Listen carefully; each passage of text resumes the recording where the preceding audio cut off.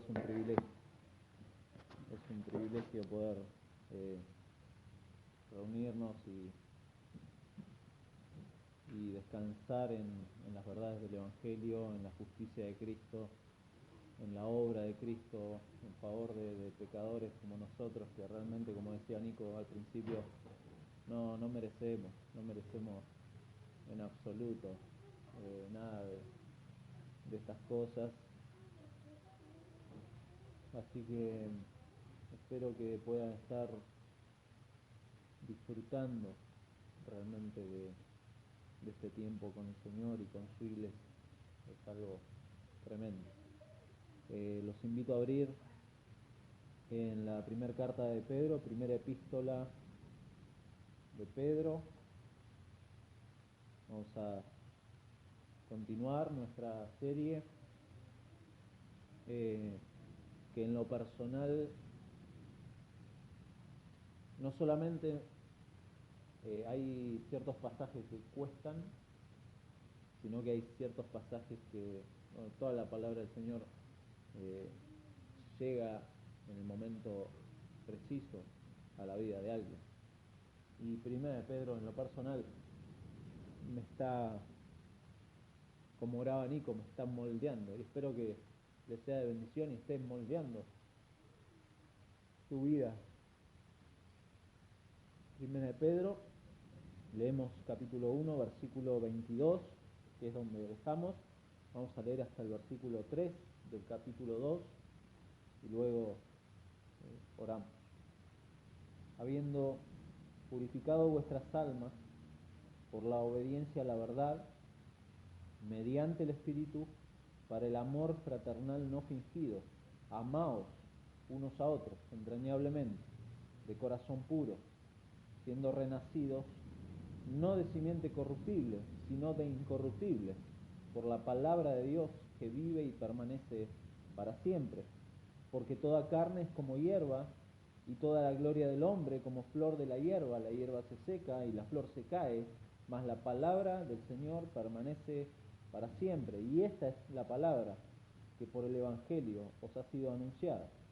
Desechando pues toda malicia, todo engaño, hipocresía, envidias y todas las detracciones, desead como niños recién nacidos la leche espiritual no adulterada, para que por ella crezcáis para salvación, si es que habéis gustado la benignidad del Señor. Nuestro Padre, gracias de nuevo por este tiempo con tu palabra, este tiempo de poder congregarnos juntos. Gracias por esta oportunidad que nos das, porque lo podemos hacer libremente, Señor, sin conflicto, Señor. Hay hermanos nuestros que se están reuniendo bajo la sombra y los ruidos de una guerra, y nosotros tenemos este privilegio todavía de vivir esta libertad, Señor. Vendrán tiempos difíciles, vendrán diversas pruebas, como nos dice esta carta, pero Padre, gracias por guardar a tu iglesia con tu poder, Señor. Gracias, porque hijos tuyos que hoy sufren son hijos tuyos que están siendo probados en su fe, Señor, para que esa fe se muestre gloriosa en el día que nuestro Señor Jesucristo regrese. Gracias por probarnos, Señor, y gracias por mostrarnos en tu palabra la necesidad que tenemos de no solamente ir a las Escrituras, sino ir a la persona de Jesucristo y clamar que nos ayude en nuestra debilidad, Señor. Necesitamos tu auxilio en esta hora, Padre. Cuida a mis hermanos al escuchar tu palabra, cuídame a mí a ser fiel en exponerla. Cuídanos de cualquier distracción, Señor, y enfoca nuestra mente y nuestro corazón en la obra de Cristo, Señor. Por Él es que hoy nos reunimos y por Él es que hoy tiene sentido, Señor, todo esto que hacemos para tu gloria, Señor. En su nombre es que oramos todo esto. Amén. Amén. Cuando iniciamos esta primera carta de Pedro, eh, pudimos ver, y esto a modo de raconto, ¿no? Porque quizá alguno no estuvo en todos los estudios y pudimos ver la ocasión de la carta, la ocasión de la carta. Y es importante siempre que uno aborda una carta, no solamente, como siempre decimos, leerla toda, porque yo cuando con mi esposa nos escribíamos cartas, no es que agarraba la carta, escribíamos cartas, sí, y algunos me miran como diciendo, ¿de qué época? Eh, pero sí, nos escribíamos cartas, no había mail, no había WhatsApp, no había nada de eso, y la leíamos toda, y así uno tiene que abordar cualquier carta del Nuevo Testamento que agarra, la tiene que leer toda para entender de alguna manera la melodía, el tema, qué es lo que el autor quiere decir, y es importante, y la ocasión, porque una carta está mandada a un determinado destinatario con una ocasión, y es importante también eso, entender, bueno, cuál es la ocasión. Y Pedro nos da algunos indicios y dijimos que estas personas, en primer lugar, versículo 1, eran expatriados de la dispersión, del capítulo 1, versículo 1, sin patria terrenal, personas dispersas en un mundo gentil, posiblemente sufriendo, y sin embargo eran escogidos por Dios, separados por la acción del Espíritu Santo. ¿Para qué? Para obedecer ahora a Jesucristo. Esos son los destinatarios y esta es la ocasión de la carta. Ellos ya no sirven, estas personas ya no sirven a otro Señor que al Señor Jesucristo. Ellas ya no sirven como naturalmente cada uno de nosotros. Antes de Cristo, eh, ahora servimos al Señor, pero antes de Cristo servíamos al pecado. Y estos hermanos ya no sirven al pecado, sino que sirven a Dios. Al Dios que versículo 3 dice, bendito el Dios y Padre de nuestro Señor Jesucristo. Y ahí empieza a describir las maravillas de la salvación, la misericordia de Dios, quien hace renacer al cristiano para esta esperanza viva, nos dice ahí, versículo 3, para esta herencia que Dios mismo reserva para la iglesia, para sus santos, a quienes Dios guarda, dice versículo 5, por su mismo poder, sois guardados por el poder de Dios. Estas personas están siendo guardadas por el poder de Dios. Y ese es el gozo del cristiano, esa es la alegría del cristiano.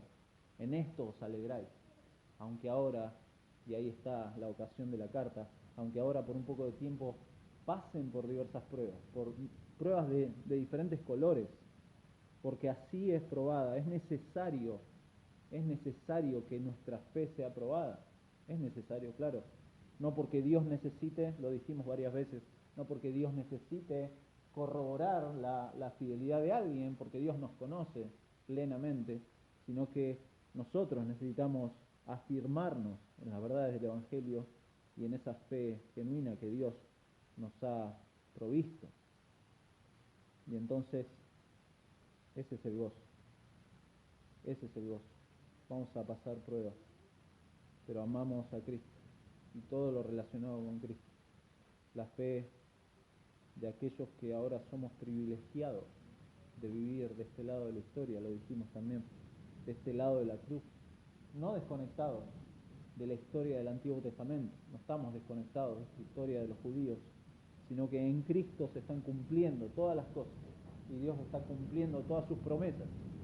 Dios está haciendo eso en Cristo, pero también privilegiados en forma universal, en forma cósmica, dijimos, porque aún los ángeles anhelan mirar, anhelan ver qué está pasando con esto. Ahí dice, versículo 12, cosas en las cuales anhelan mirar los ángeles. Y delante de todo esto, como hijos del Padre, entonces, somos llamados a esperar en Dios con una mente, con una actitud firme, sin conformarnos o tomar la forma de los que viven en incredulidad. Eso empieza a decir en versículo 13, por tanto ceñid los lomos de vuestro entendimiento, sean santos en toda la vida, en todo lo que hacen, pero sean santos por esta filiación con el Padre, por este llamado que ahora tenemos con el Padre, sean santos por eso.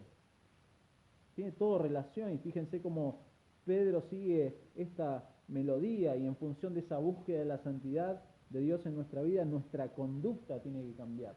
Nuestra conducta cambia, porque fuimos adquiridos por Dios. Dice versículo 18, rescatados. rescatados de aquella vana manera de vivir y ahora para vivir una vida diferente. Para eso el cristiano ha sido elegido, rescatado, renacido, rociado con la sangre de Cristo para obedecer a Cristo y para vivir una vida diferente. Entonces, mediante el Evangelio, Dios nos hace partícipes de esta maravilla y nos destina para algo bien claro. Como hijos del Padre, ahora los cristianos tienen ciertos distintivos de los que Pedro nos va a hablar en el pasaje de hoy. Lo hemos leído. Pedro, como tema en este pasaje, presenta el amor ferviente dentro de la iglesia, dentro de la comunidad cristiana, como el distintivo de haberse convertido.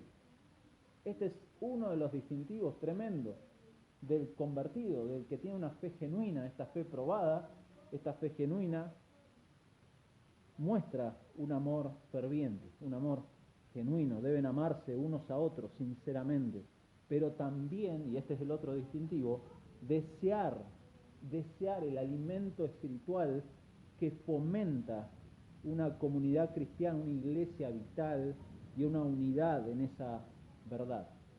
Esas dos cosas. Por eso el pasaje de hoy, fíjense, lo vemos en función de dos imperativos. A mí siempre me gusta hacer referencia a la Real Academia Española, y la Real Academia dice que un imperativo es un deber o una exigencia inexcusable. Eso es un imperativo, algo que impera, algo que es un imperio en nosotros, ¿se da cuenta? Por eso hay dos fuentes de esta exigencia. Por la fuente de dicha exigencia es Dios mismo por un lado, pero también la identidad que tenemos. Somos escogidos, somos renacidos, somos rescatados, somos llamados, somos privilegiados. Entonces estos dos imperativos que hoy vamos a ver, los vamos a ver en dos verbos: amaos unos a otros, versículo 22, y versículo 2 del capítulo 2, desead como niños recién nacidos. Y de ahí nuestros dos encabezados, los dos distintivos. El distintivo, en primer lugar, del amor hacia mis hermanos, versículos 22 al 25. Habiendo purificado vuestras almas por la obediencia a la verdad mediante el Espíritu, para el amor fraternal no fingido, amaos. Ahí está el imperativo. Amaos unos a otros entrañablemente de corazón puro. Dijimos que el punto del pasaje es este amor ferviente dentro de la comunidad cristiana, dentro de la iglesia. Y este es el distintivo de la conversión, del nuevo nacimiento. Deben amarse. Esto es lo que está diciendo Pedro. Deben amarse unos a otros sinceramente. Y luego vamos a ver, anhelar el alimento espiritual que fomenta la vitalidad de esa iglesia. A esto está indicando Pedro. Esto, si lo pensamos, usted piense por un momento, si lo piensa objetivamente, es algo imposible para el incrédulo. El incrédulo no puede amar con el amor de Dios, no lo puede hacer, imposible. La persona no convertida está muy lejos de tener la capacidad para demostrar el verdadero amor de Dios. Una persona, un incrédulo, no puede mostrar ese amor. Va a mostrar algo que se llama amor, pero que no es el amor de Dios en Cristo. Va a mostrar un amor que a la corta o a la larga va a mostrar su egoísmo y las raíces pecaminosas que hay en nuestro corazón. Es tremendo, pero es así. Hollywood nos ha dado una imagen de un amor totalmente superfluo, vil, pecaminoso. Jesús le dice a los religiosos, escuche bien, en Juan 5:42, a los religiosos se lo dice: mas yo os conozco que no tenéis amor de Dios en vosotros. No tenéis amor de Dios en vosotros. Primera de Juan 2:9 dice: el que dice que está en la luz y aborrece a su hermano está todavía en tinieblas. O sea, no tiene amor. Después lo va a seguir diciendo en el capítulo 3, versículo 10. Dice: en esto se manifiestan, y fíjense lo que dice, los hijos de Dios y los hijos del diablo. Todo aquel que no hace justicia y que no ama a su hermano no es de Dios. Tremendo. No hay grises ahí. O sos un hijo de Dios o sos un hijo del diablo. Y así podríamos hacer un largo estudio acerca de este amor fraternal, fileos, y del amor ágape o agapao que se menciona acá. Ahí dice, para el amor fraternal no fingido, este es el fileos, el amor de camaradería, pero también dice, cuando les dice amaos unos a otros, les está diciendo agapaos unos a otros. Ese es el amor de Dios, es un amor mucho más profundo, muy diferente, no es solamente camaradería, va mucho más allá. Esta relación que ahora el cristiano, renacido por Dios, tiene con Dios por medio de Cristo, nunca es una cuestión individual. Nunca es algo individual. Ser elegidos por Dios y apartado por el Espíritu para participar en este nuevo pacto, como dice el versículo 2, significa necesariamente entrar en relación con otros que también son elegidos. Es entrar en esa relación, no es algo individual. Significa eso, la vida cristiana no puede vivirse auténticamente en forma aislada. No existe eso, no existe. Había en los primeros siglos del cristianismo hubo un grupo de personas, los esenios, que se apartaron al desierto para vivir su fe. Imposible. Después aparecieron los monjes que querían vivir su fe, apartados del mundo. Imposible. De ahí vienen los monasterios, en donde se encierran las personas y quieren vivir individualmente. Y hoy pasa muchas veces eso. Se piensa que la fe de uno, bueno, es algo mío, es algo individual. Bueno, vos hacés tu vida, yo hago la mía, y cada uno vive su espiritualidad de alguna forma. Pero es imposible, según este pasaje, poder vivir ese amor fraternal y amarse unos a otros, porque te estarías amando a vos mismo si vivís individualmente el amor hacia Dios de esa forma.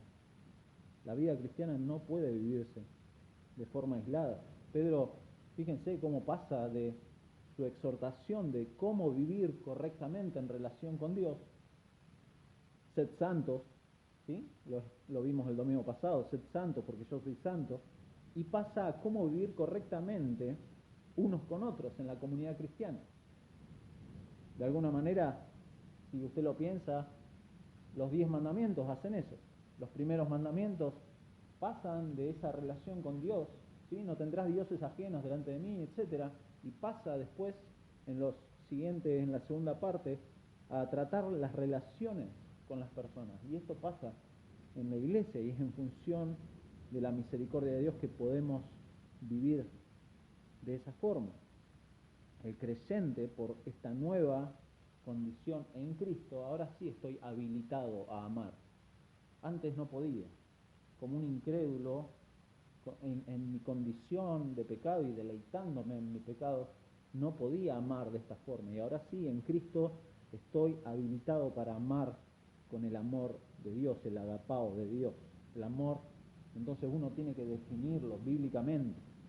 El amor que Pedro tiene en mente no es un sentimiento cálido, no es algo difuso, no es el amor romántico, esto que dijimos de Hollywood, no es eso, no es ese amor, cargado de egoísmo. Tampoco son amistades en torno a un mate después de la reunión. Tampoco es eso. Aunque el amor, como lo define Pedro, puede incluir eso. No está mal, a ver, mi hermano, entienda. No está mal juntarse a tomar unos mates, está muy bien. Y gloria a Dios que podemos hacerlo y podemos... Pero eso no es amor, justamente. Es camaradería, es fileo. Pero no es agapao. Pedro acá se refiere a relaciones justas, relaciones con los demás que se basan en el carácter de Dios. Sed santos, porque yo soy santo. Y después pasa esto. El comportamiento del cristiano refleja el amor de Dios, sacrificial. Pedro describe la calidad de las relaciones correctamente vividas con esta palabra, amor, amor. Y continúa en su carta, fíjense, mostrando a sus lectores, a estos hermanos y a nosotros, cómo esta comunidad que constituye una casa espiritual en la que se adora a Dios mediante ofrendas aceptables. Fíjense capítulo 2, versículo 5. Vosotros también, como piedras vivas, sed edificados como casa espiritual y sacerdocio santo, santo, para ofrecer sacrificios espirituales aceptables a Dios por medio de Jesucristo. Este es el amor que Dios tiene en mente, que Pedro describe a estos hermanos. Y el versículo 22 es un poco complejo, cómo está, si uno lo lee, dice, es complicado, habiendo purificado vuestras almas por la obediencia a la verdad mediante el Espíritu para el amor fraternal no fingido, amaos unos a otros, entrañablemente, de corazón puro. La Biblia de las Américas dice, puesto que en obediencia a la verdad habéis purificado vuestras almas para un amor sincero de hermanos, amaos unos a otros, entrañablemente, de corazón puro. ¿Se da cuenta el sentido? Vale aclarar que Pedro ya nos ha dicho esto, de que el amor de Dios en nosotros es por una obra de Dios. En 1:2 se identifica a estos hermanos y a nosotros como elegidos. Entonces Dios ha hecho esto, nos ha separado para esta obediencia a Jesucristo. No está diciendo que por medio de la obediencia purificamos nuestras vidas. ¿Se da cuenta? Porque dice, habiendo purificado vuestras almas por la obediencia a la verdad, parecería que está diciendo, bueno, ustedes están obedeciendo a la verdad y por esta obediencia a la verdad parecería que están purificando sus almas. Pero no está diciendo eso. Está diciendo lo que leímos en la versión de las Américas, puesto que en obediencia a la verdad habéis purificado vuestras almas. Eso lo ha hecho Dios. Uno no puede purificar su alma a sí mismo. ¿Se entiende? Como si por nuestras obras pudiéramos hacernos más justos delante de Dios. Nada de eso. Es el Evangelio que el pecador recibe, lo que purifica su alma, es por medio de la sangre de Cristo, y Pedro ya lo ha dicho, obedeciendo a este llamado al arrepentimiento y a creer. Y entonces es en la salvación que ahora sí podemos amar, debemos amar. Ese es el imperativo que Pedro pone. Y esto es consistente, fíjense, con el carácter de Dios, delante de quien nos conducimos. Capítulo 1, versículo 18, dice, sabiendo que fuisteis rescatados de vuestra vana manera de vivir. Ustedes fueron rescatados de esta vana manera de vivir y delante de Dios nos conducimos sabiendo, dice, o conociendo que hemos sido redimidos por Dios. ¿Para qué? Para llevar una vida diferente. Nada más ni nada menos que para llevar una vida diferente. Y entonces esa vida diferente se manifiesta en este imperativo: amaos unos a otros. Ahora sí puedo amar a mi hermano, amarlo sacrificialmente, porque es el amor de Dios en Cristo. Es un amor entrañable. Literalmente esa palabra entrañable, es un amor serio, sincero, sin dobleces. Para Pedro, la obediencia a la verdad del Evangelio no es un mero asentimiento intelectual de la doctrina, no. Esto se debe traducir en una transformación de la forma en que los cristianos tratan a los demás cristianos. O está hablando en el contexto de iglesia local, no está hablando con los incrédulos, está hablando entre hermanos, unos a otros. Porque la transformación moral y ética de una persona es el propósito, es uno de los propósitos centrales de la redención. Ya han dejado aquella vana manera de vivir y ahora tienen que vivir diferente, sean santos, sean santos. Y Pedro lo va a explicar, fíjense, con más detalle, capítulo 2, versículo 1, desechando pues toda malicia, todo engaño, hipocresías, envidias, todas las detracciones. Ahí está. Esa es la forma que ahora tenemos que hacer, desechar estas cosas. Dijimos que este amor entre cristianos se califica o es gracias a la obra de Dios en la purificación de nuestras almas. Dios lo ha hecho. Algo que nadie puede hacer por sí mismo, imposible. Pero algo que nos ha dado ahora capacidades que en nuestra condición perdida no teníamos. Cuando éramos esclavos del pecado no podíamos hacer, o hacíamos, como dijimos antes, o hacíamos algo que era una caricatura realmente, una caricatura del verdadero amor de Dios. Pero también hay otro verbo ahí que es perfecto. Los verbos perfectos significan que ya ha sucedido, algo ha sucedido. Hay algo que se ha hecho en el pasado, pero que tiene efectos en el presente y en el futuro. Y es este hecho de que Dios nos ha hecho renacer, siendo renacidos. Versículo 23. Siendo renacidos, no de simiente corruptible, sino de incorruptible, por la palabra de Dios que vive y permanece para siempre.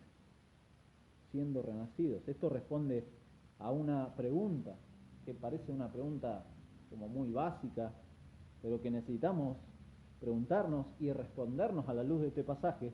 ¿Por qué los cristianos deberían amarse unos a otros? Bueno, ahí está, porque han sido renacidos, no de simiente corruptible, o sea, la simiente corruptible era el nacimiento natural.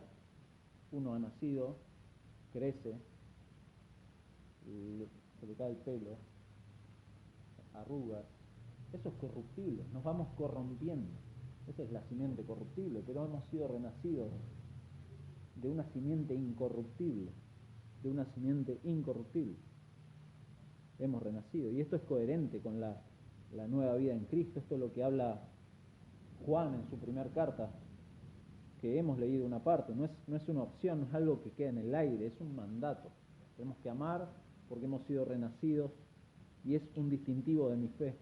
El amor que se ordena en este versículo 22 es el resultado de obedecer a la verdad, de obedecer el Evangelio, de responder positivamente al Evangelio, y se hace posible, fíjense, por el poder espiritual de esta nueva vida que Dios ha generado, esta simiente incorruptible, por su palabra eterna, porque va a decir al final, cuando cita el Salmo, a Isaías, más la palabra del Señor permanece para siempre, y versículo 23 también lo dice, la palabra de Dios que vive y permanece para siempre. Esta palabra eterna de Dios es el poder que Dios ha usado, el medio que Dios ha usado para generar esta vida en uno. Esto es lo que en teología se conoce como salvación monergista, es en una sola dirección. Dios hace esto, esto es una obra unilateral de parte de Dios. Dios salva al pecador, el pecador no puede hacer nada, el pecador, debido a su estado caído y de muerte espiritual, no puede cooperar en nada para salvarse, no puede hacer nada, está muerto. Dios tiene que hacer todo, y de hecho lo hace. Nacemos de aquella simiente corruptible de nuestros padres, y siempre usamos esa frase que es muy graciosa, ¿no? Estoy en la flor de la edad. ¿Han escuchado? Estoy en la flor de la edad. Y algunos se jactan de eso. Bueno, toda carne es como hierba, y toda la gloria del hombre como flor de la hierba. La hierba se seca y la flor se cae. Esa es la verdad de Dios. ¿Sí? Si una persona le dice estoy en la flor de la edad, bueno, dele esta mala noticia. Dele esta mala noticia y dígale, bueno, la flor se cae, pero la palabra del Señor permanece para siempre, para siempre. No pensamos muchas veces que estamos corrompiéndonos y prontos a morir. No lo pensamos, pero la simiente de Dios es incorruptible. La simiente de Dios es incorruptible. El renacimiento del cristiano es eterno, tremendo, y es logrado por el poder de su palabra eterna. Y entonces Pedro usa esta cita de Isaías 40 para esta afirmación. ¿Por qué? Porque aparte de Cristo, separados de Cristo, cualquier gloria que el ser humano alcance va a morir de forma inevitable. Es así. cualquier gloria que uno piense, uno ve a jugadores de fútbol, ve a artistas, todos en la flor de la edad, con toda la fama del mundo, pero la hierba se seca y la flor se cae, y separados de Cristo están prontos no solamente a esa corrupción inevitable, sino justamente a enfrentarse cara a cara a la ira de Dios, mucho más grave que todo esto. Pero como la palabra del Señor permanece para siempre, versículo 25, la semilla imperecedera genera esta vida imperecedera, que es eterna, eterna. Pedro señala que la palabra permanente del Señor, de la que habla Isaías, es la misma palabra que se ha predicado a estos hermanos, esta misma palabra. Ahora lo vamos a leer. Pedro no está citando un pasaje al azar.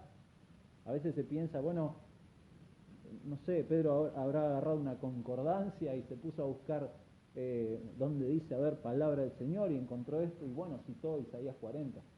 No, Pedro tiene una intención, hay una intención. Fíjense, Isaías capítulo 40, hay una intención y hay un contexto en Isaías 40. Vamos a leer desde el versículo 1. Dice, consolaos, consolaos, pueblo mío, dice vuestro Dios, hablad al corazón de Jerusalén, decidle a voces que su tiempo es ya cumplido, que su pecado es perdonado, que doble ha recibido de la mano de Jehová por todos sus pecados.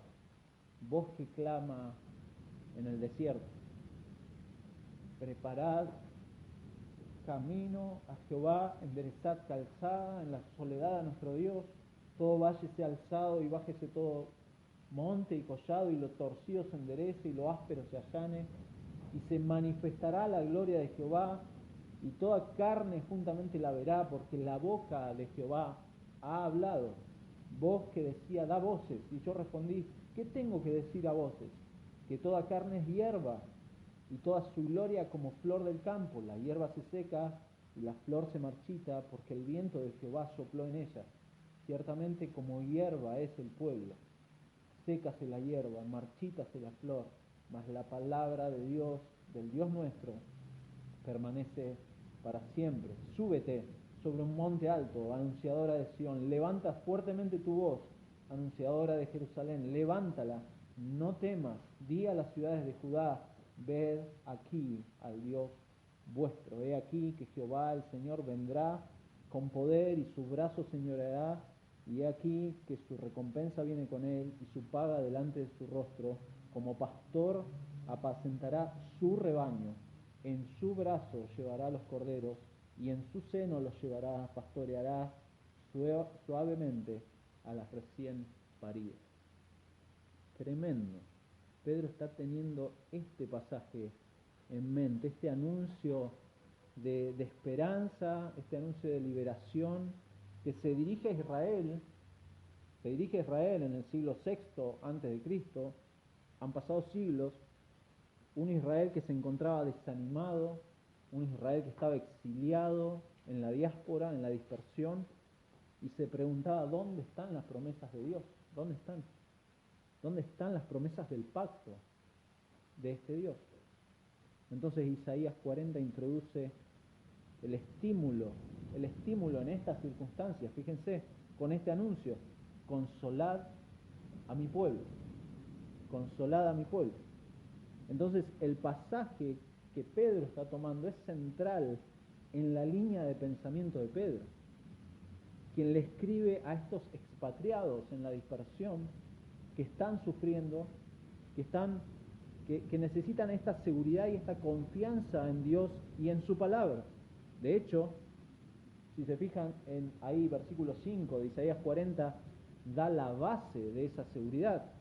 La boca de Jehová ha hablado. Esa es la base de la seguridad. Dios lo ha dicho, Dios ha hablado. Y esta misma seguridad debe ser leída y debe ser transmitida a estos cristianos. Israel estaba al borde de perder su identidad en esta época de Isaías. Como pueblo de Dios en el exilio, sin sus instituciones, sin su templo, Israel estaba a punto de perder su identidad, estaban dispersos, y lo dice ahí, a causa de su pecado. el doble han recibido de la mano de Jehová por todos sus pecados. Y entonces reciben estas palabras de seguridad y de consuelo. Los cristianos del primer siglo, estos cristianos que Pedro le escribe, están experimentando sufrimientos similares. Y entonces esta cita, fíjense, cobra una connotación totalmente diferente. No está de más. A Pedro no se le ocurrió en el aire esta cita. Él está pensando en esto. Toda carne es como hierba, toda la gloria del hombre como flor de la hierba se seca, la flor se cae, mas la palabra del Señor, Jehová ha hablado. Jehová ha hablado. Un comentarista dice, con una urgencia similar, Pedro reenvía la palabra del Señor pronunciada a través de Isaías para consolar a un pueblo que está siendo probado y puesto a prueba, tentado a alejarse de Dios, tentado a dejar que su fe se enfríe. Les recuerda que las promesas que Dios ha hecho a su pueblo son eternas, y que ellos son el pueblo de Dios. Eso le está diciendo Pedro, que las promesas que Dios ha hecho a su pueblo son eternas y que ellos son el pueblo de Dios, siendo renacidos, amados unos a otros. Si los lectores de Pedro son judíos de nacimiento, quizá recién exiliados de Roma o dispersos en estos lugares que menciona en el versículo 1, necesitan que se les recuerde el poder de su Dios, necesitan recordar eso, que Dios ha sostenido a su pueblo a lo largo de los siglos y lo va a seguir haciendo, que no importa si hay una guerra en Ucrania o una guerra acá en Argentina, Dios sostiene a su pueblo.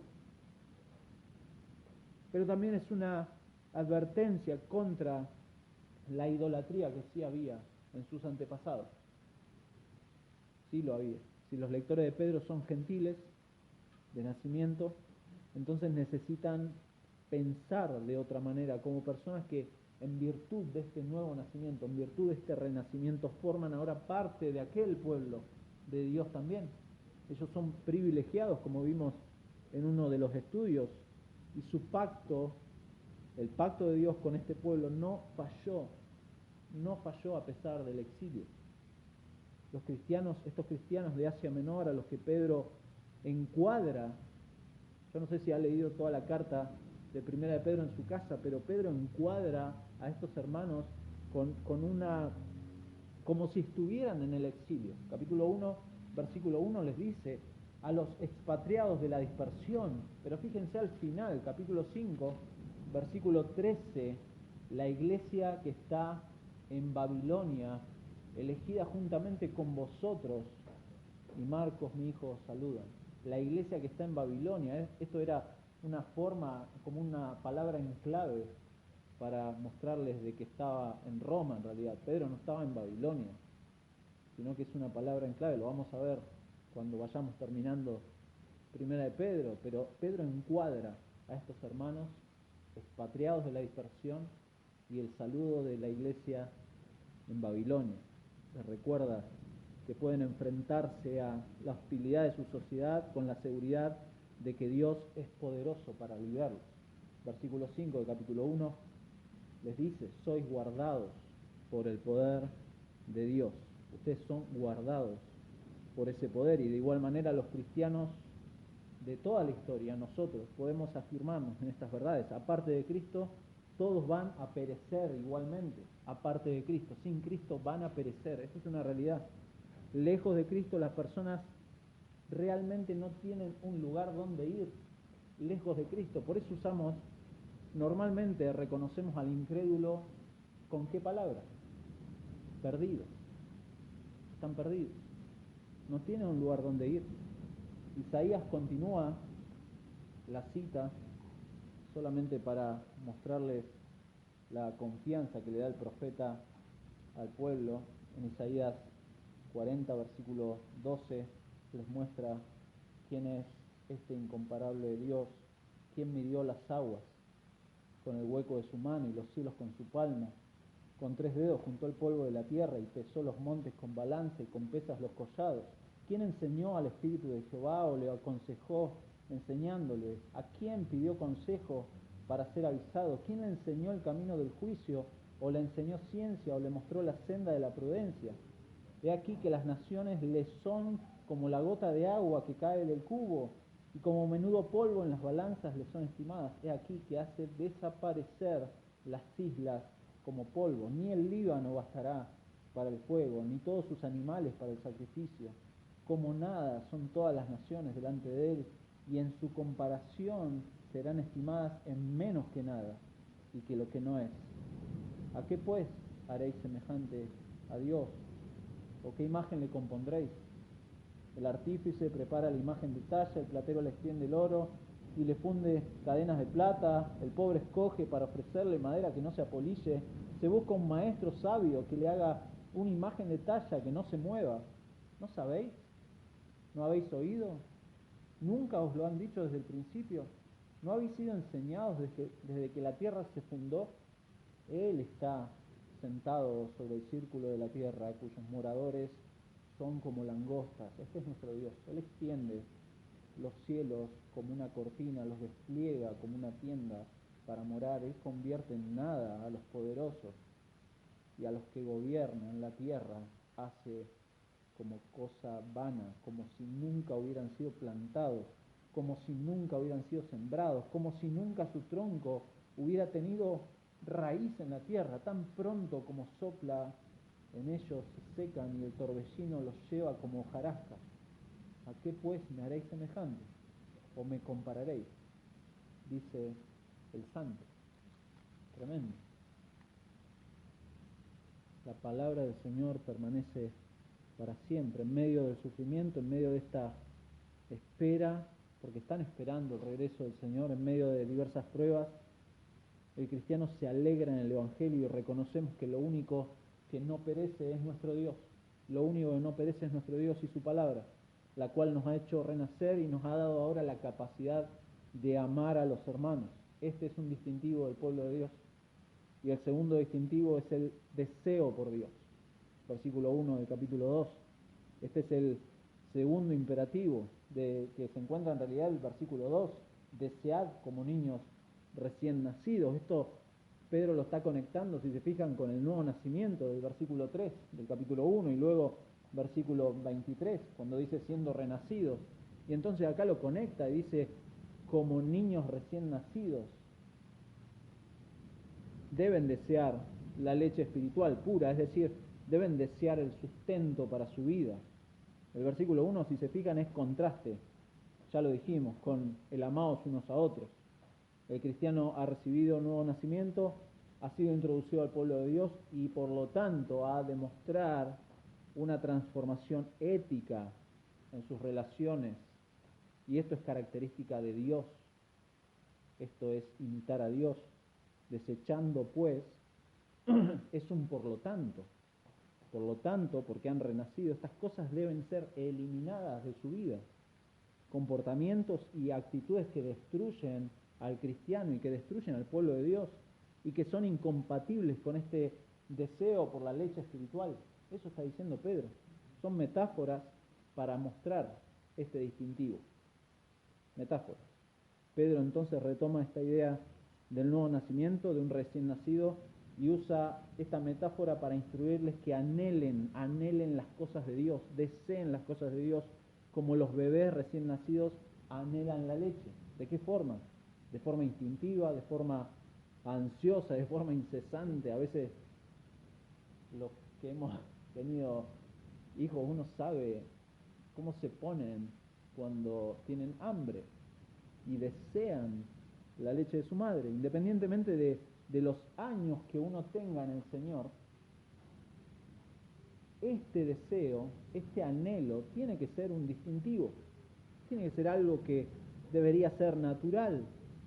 Jesús mismo lo afirmó delante de Satanás en Mateo 4:4, que no solo de pan vivirá el hombre, sino de toda palabra que sale de la boca de Dios. Este es el sustento del cristiano. Este es el sustento del cristiano. Es decir, el cristiano que no desea las cosas de Dios, que no desea los medios de gracia, y en especial que no desea su palabra, es una tremenda contradicción, ¿se da cuenta? a la luz de este pasaje. La palabra en el contexto es el medio que ha hecho renacer al pecador, pero a la vez sostiene su vida. Eso es lo que está diciendo Pedro acá. En medio de una cultura en la que vivimos que no se cansa de producir cosas para malnutrirnos, chatarra para nuestra alma, entretenimiento vacío y pecaminoso, como cristianos debemos comprometernos a nutrirnos regularmente de la palabra de Dios. No podemos no hacerlo. Pero este imperativo es muy interesante porque Pedro lo pone acá en el contexto de otro pasaje del Antiguo Testamento. A Pedro le gusta usar mucho el Antiguo Testamento y lo va a hacer a lo largo de la carta. Salmo 34 es el pasaje, porque va a decir al final, si es que habéis gustado la benignidad del Señor, y está citando Salmo 34. Salmo 34. Bendeciré a Jehová en todo tiempo. Es un salmo muy conocido cuando empieza. Su alabanza estará de continuo en mi boca. En Jehová se gloriará mi alma. Lo oirán los mansos y se alegrarán. Engrandecer a Jehová conmigo y exaltemos aún a su nombre. Busqué a Jehová y él me oyó y me libró de todos mis temores. Los que miraron a él fueron alumbrados y sus rostros no fueron avergonzados. Este pobre clamó y le oyó Jehová y lo libró de todas sus angustias. El ángel de Jehová acampa alrededor de los que le temen y los defiende.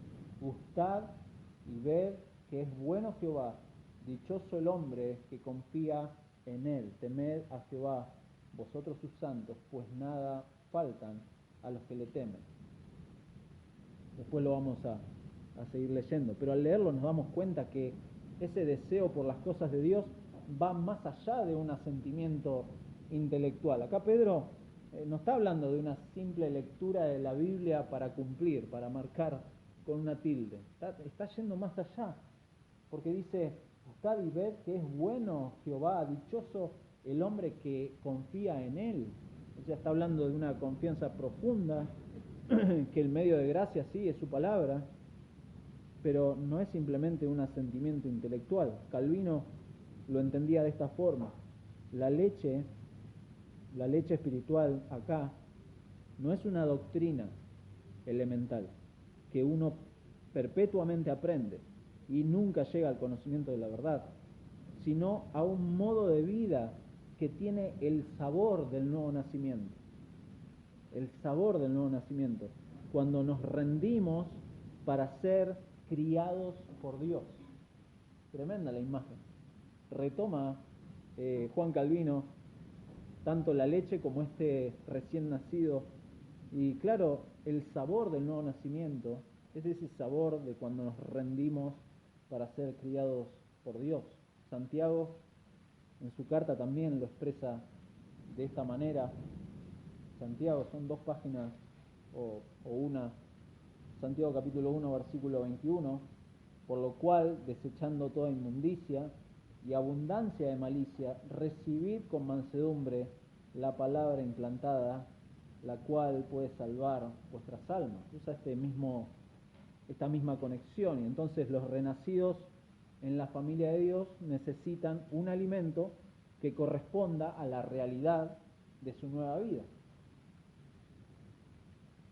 Un cristiano necesita algo que corresponda a su nueva vida.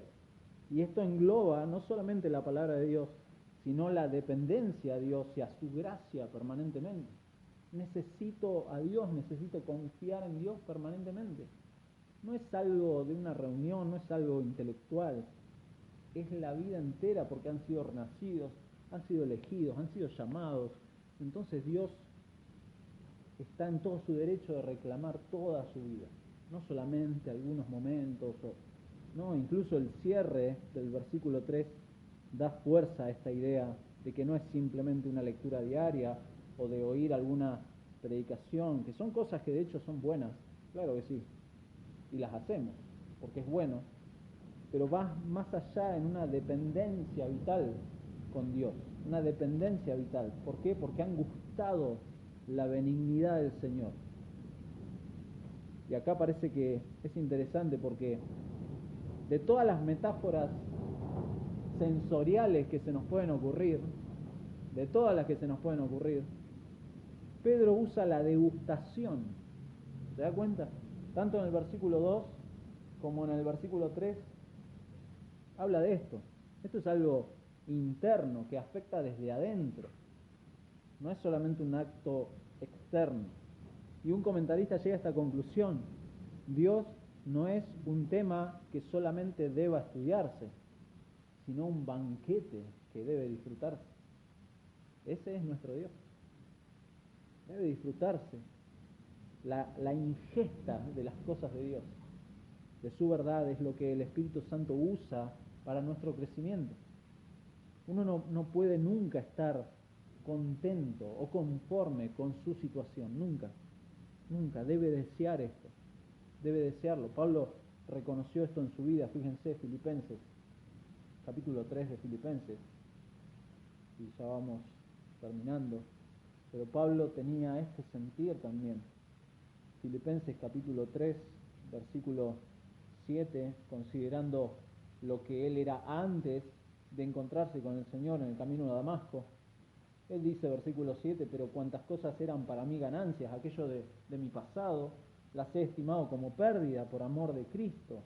Y ciertamente aún estimo todas las cosas como pérdida por la excelencia del conocimiento de Cristo Jesús, mi Señor, por amor del cual lo he perdido todo y lo tengo por basura para ganar a Cristo y ser hallado en Él, no teniendo mi propia justicia, que es por la ley, sino la que es por la fe de Cristo, la justicia que es de Dios por la fe, a fin de conocerle y el poder de su resurrección y la participación de sus padecimientos, llegando a ser semejante a Él en su muerte, si en alguna manera llegase a la resurrección de entre los muertos, no que lo haya alcanzado ya, ni que sea ya perfecto, sino que prosigo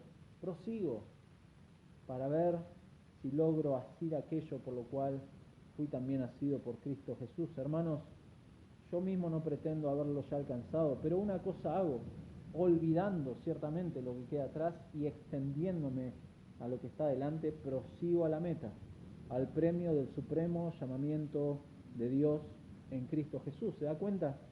El motor que mueve a Pablo, esto va más allá de conocimiento intelectual, que de hecho Pablo superaba a cualquier judío en esto.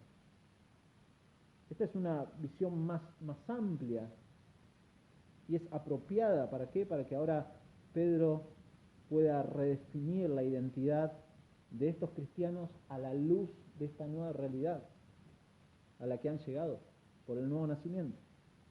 Escuchar o leer la palabra de Dios es una parte vital de nuestra fe, pero esto va acompañado de la gracia transformadora de Dios en nosotros, algo que saboreamos a medida que dejamos de lado estas actitudes, estos comportamientos, desechando estas cosas que son incompatibles con la nueva vida. Esto es incompatible, entonces lo desecho. Y uno tiene que pensar así: esto es para la gloria de Dios, me sirve, no me sirve, tengo que desecharlo porque esto no da gloria a Dios y es incompatible a mi nueva vida. Y entonces anhelo así, en forma instintiva, ansiosa, incesante, la gracia de Dios. Por medio de su palabra, claro que sí. Por medio de las oraciones, también es un medio de gracia. Por medio de la comunión con mis hermanos, también es otro medio de gracia. Pero lo anhelo y me obsesiono, como decíamos el domingo pasado, me obsesiono por la santidad, por buscar, desechar aquellas cosas que no son compatibles con la santidad de Dios, y entonces sí imitar la santidad de Dios y reflejarla en nuestras relaciones. Pedro va a terminar y quisiera preguntarme de qué manera práctica estos dos distintivos están presentes en mi vida. Amar a mis hermanos como Dios quiere que ame a mis hermanos, desear a Dios y sus cosas como el sustento de mi vida. ¿De qué manera estos dos distintivos están presentes? ¿Acaso el precio pagado por mi rescate. Nosotros fuimos rescatados de una vana manera de vivir, una vana manera que recibimos de nuestros padres. Fuimos rescatados no con cosa corruptible, de nuevo usa esa palabra, corruptible, sino hemos sido rescatados por la sangre preciosa de Cristo. ¿Y acaso ese precio por mi rescate no es valioso? ¿No es valioso para considerar desechar aquellas cosas que no son de beneficio para mi vida ni para la iglesia? ¿Acaso Cristo no es el mayor tesoro? Después lo va a decir Pedro en versículo 4 del capítulo 2, acercándoos a Él, piedra viva. Les va a decir eso, es lo que continúa, lo que vamos a ver el domingo que viene. Acercándoos a Él, piedra viva, desechada ciertamente por los hombres, mas para Dios escogida y preciosa. Versículo 7, para vosotros pues los que creéis, Él es precioso. Él es precioso. ¿Acaso Cristo no es precioso para su vida, mi hermano? De ahí que el Evangelio es el que regula nuestra condición nueva y nuestra conducta, no solamente para imitar a Dios en su santidad, sino para reflejar eso en nuestras relaciones. Eso es lo que está intentando hacer Pedro, llevarlos, y los va a llevar de nuevo, va a retomar esta idea, y me gustaría terminar leyendo 1 Pedro capítulo 4, versículo 1. Pedro va a retomar esto, simplemente vamos a leerlo y luego vamos a orar para terminar. Dice, puesto que Cristo ha padecido por nosotros en la carne, de nuevo, toma la cruz como referencia, vosotros también armaos del mismo pensamiento. Pues quien ha padecido en la carne, está hablando de Cristo, terminó con el pecado, para no vivir el tiempo que resta en la carne conforme a las concupiscencias de los hombres, sino conforme a la voluntad de Dios. Baste ya el tiempo pasado para haber hecho lo que agradan a los gentiles, andando en lascivias, concupiscencias, embriagueces, orgías, disipación y abominables idolatrías. A estos les parece cosa extraña que vosotros no corráis con ellos en el mismo desenfreno de disolución y os ultrajan. Pero ellos darán cuenta al que está preparado para juzgar a los vivos y a los muertos. Este es Cristo, el que va a juzgar. Él es el juez. Porque por esto también ha sido predicado el Evangelio de los muertos, para que sean juzgados en carne según los hombres, pero vivan en espíritu según Dios. Mas el fin de todas las cosas se acerca, hermanos, sed sobrios, pues, sed sobrios y velad en oración, y ante todo tened entre vosotros, y de nuevo, ferviente amor, porque el amor cubrirá multitud de pecados. Hospedaos los unos a los otros, sin murmuraciones, cada uno según el don que ha recibido, ministrelo a los otros, como buenos administradores de la multiforme gracia de Dios. Si alguno habla, hable conforme a la palabra de Dios. Si alguno ministra, ministre conforme al poder que Dios da, para que en todo sea Dios glorificado por Jesucristo, a quien pertenecen la gloria y el imperio por los siglos de los siglos. Amén. Señor, gracias una vez más por tu palabra y las exhortaciones e imperativos directos para nuestra vida. Señor, cuán limitados nos sentimos muchas veces, no solamente al amar a nuestros hermanos, sino también en este deseo que debe ser un imperativo en nuestra vida, este deseo por tus cosas, principalmente por tu palabra. Padre, necesitamos el auxilio de tu Espíritu Santo y la obra permanente que tu Espíritu hace en nosotros de recordarnos tu Evangelio, Señor. ¿Por qué? Porque hemos sido renacidos, Padre. Y por causa de esta nueva condición, Señor, esto tiene que ser algo natural en tus hijos.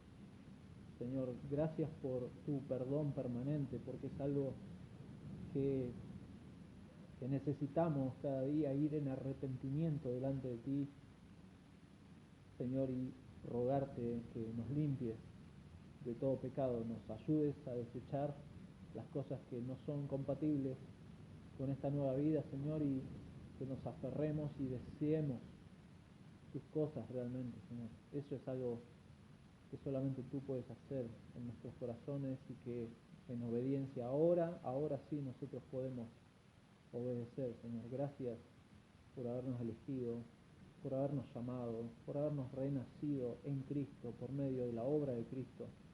Señor, y gracias también porque este es el mensaje que damos a aquellos que no creen, Señor, que vayan en arrepentimiento y fe hacia la cruz, Señor, para encontrar la verdadera vida, Señor, que tú ofreces. Señor, gracias por tu evangelio, gracias porque en él nos alegramos, gracias porque a pesar de que este corto tiempo tengamos que ser probados en diversas pruebas, Señor, sabemos y tenemos la confianza y la certeza de que tú nos guardas con tu poder, Señor. Gracias por cuidar a tu iglesia y gracias por tu palabra que nos exhorta a cambiar aquella vieja manera de vivir para ahora formar parte de tu pueblo y vivir de una manera coherente, Señor, de una manera que va en línea con tu santidad, Señor, y buscar esas cosas, desearlas de todo corazón, Señor. Rogamos